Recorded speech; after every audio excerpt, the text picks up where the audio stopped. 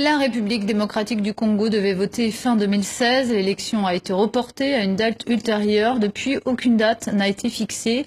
Corneille Nangaa, merci d'être avec nous sur le plateau de TV5 Monde. Vous êtes le président de la Commission électorale nationale indépendante au Congo-Kinshasa. Vous avez affirmé récemment que les élections locales, présidentielles, mais aussi législatives n'auront pas lieu en 2017. Pourquoi ?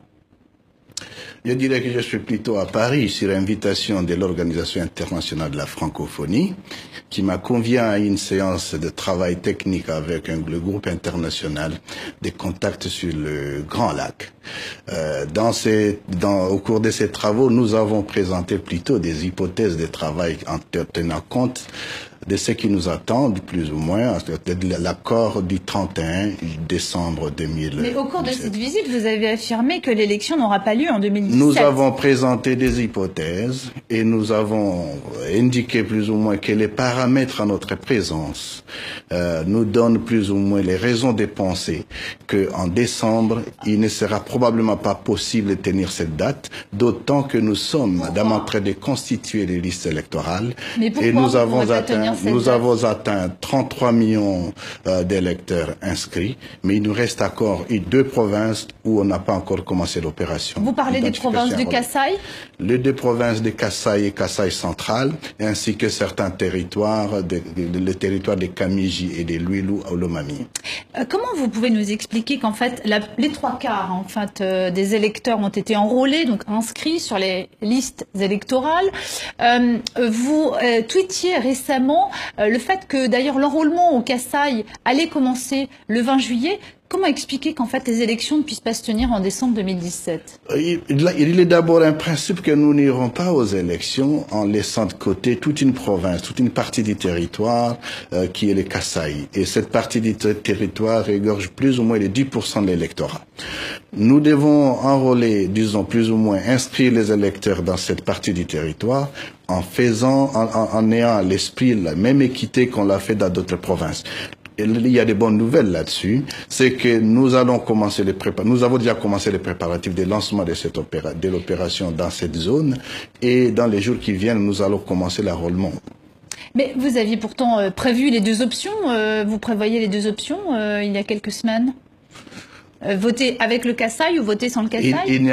Sans les Kasaï. Les 2 options ne sont pas tenables. La seule option est celle d'avoir les Kasaï pour participer au processus électoral. Donc en conclusion, ça veut dire qu'en fait encore une partie des accords de la Saint-Sylvestre, les accords signés par le pouvoir congolais ne seront pas respectés parce que dans ces accords, il était spécifié que les Congolais voteraient avant la fin 2007. Nous voudrions saluer le travail fait par les acteurs politiques autour de nos pères spirituels, les évêques, pour cet accord.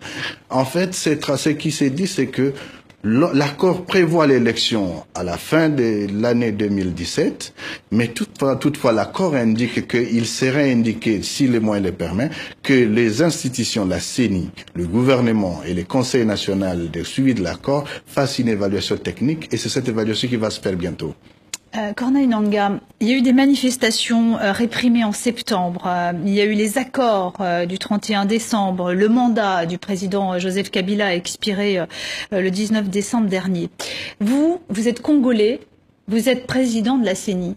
Vous sentez quand même qu'il commence à devenir fondamental pour l'avenir du pays, avant que la situation ne dégénère, qu'on vote rapidement. Vous en êtes conscient en tant que Congolais, vous sentez monter cette pression dans le pays? La situation ne va pas dégénérer.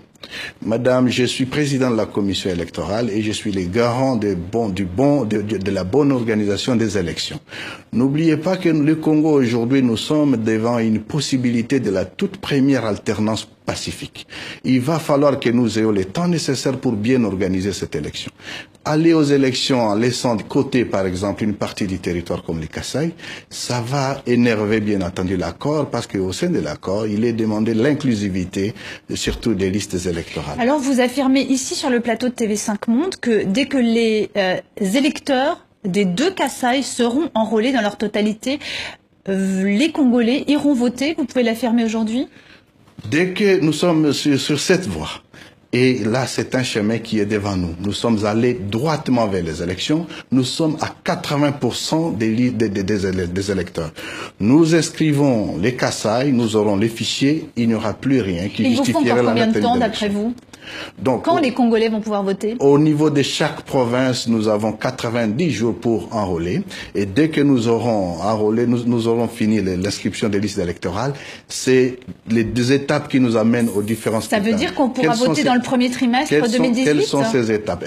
Nous allons évaluer, c'est ce que nous attendons. Nous allons évaluer et bientôt nous allons les faire. Le gouvernement, la CENI et le Conseil national de suivi de l'accord, une fois évalué, la CENI va publier le calendrier. Vous comprenez le tweet de Félix Tshisekedi, secrétaire général adjoint de l'UDPS, qui dit qu'en fait vous déclarez la guerre au peuple congolais avec ce nouveau report? Je ne vois pas en quoi la guerre. Qu'est-ce que la guerre? Moi, je ne suis pas un guerrier, je ne suis pas un belliqueux. Je suis président de la Commission électorale nationale indépendante. Mon rôle, ce n'est pas de faire la guerre. Mon rôle, c'est d'organiser, de conduire le peuple congolais aux élections. Et je pense que le président Tshisekedi, qui est l'un des acteurs importants, bien entendu, au niveau de la politique nationale, il se prépare justement à ces élections. Ce que je peux lui demander, c'est de mobiliser, que nous nous mobilisions tous pour que nous terminions le rôle. L'opposition, tous ces reports successifs peuvent quand même poser un problème. Quand on est opposant, on a quand même envie d'aller à l'élection à un moment ou à un autre. Madame, ce n'est pas que l'opposition, y compris la Nanga lui-même en tant que président de la CENI. C'est mon rôle d'organiser ces élections et je serai très à l'aise les jours où on sera en train d'annoncer les résultats en indiquant que le nouveau président de la République est tel, les nouveaux députés sont là et les nouveaux députés provinciaux sont là. Merci beaucoup, Corneille Nangaa, d'être venu sur le plateau de TV5 Monde. Merci. C'est à moi de vous remercier.